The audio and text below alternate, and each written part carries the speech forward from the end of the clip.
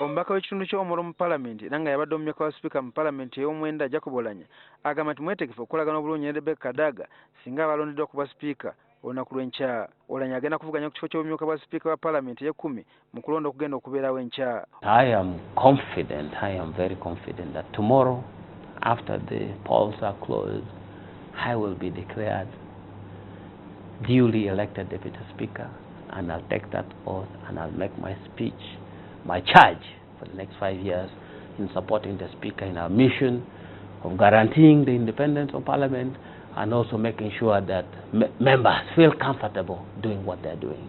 Oulanyah mu kusooka yali ayagala kuvuganya ne Kadaga ku kifo ky'obwa sipiika kyokka NRM n'emupeereza n'abivaako n'adda ku ky'obumyuka bwa sipiika. Waliwo abalowooza nti ono ne Kadaga bayinza obutakolaganira wamu singa abalondeddwa. Bw'abadde ayogerako ne NTV, Oulanyah agambye nti talina mutima mubi eri Rebecca Kadaga. And my personal ego, I should not allow it to come in between the things I do.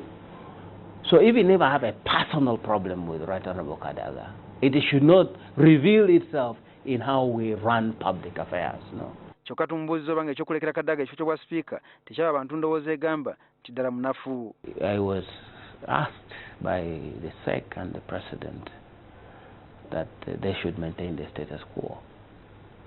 And I said what I said in that meeting. Does that show that I am weak or I am not man enough? I don't think so. I don't think so. It just shows that those who fight and live to fight another day.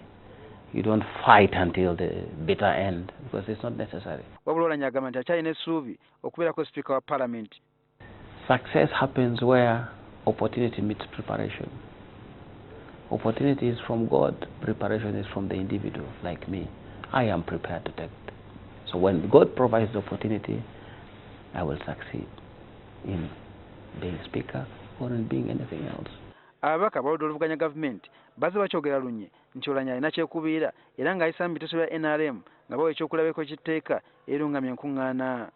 Kyokka ono agamba nti yawa enjuyi zombi obudde obumala okuteesa ku bbago lino nga terinayisibwa. I don't debate. I don't vote. So how can I be leaning to government or leaning against the opposition? How can I be doing that?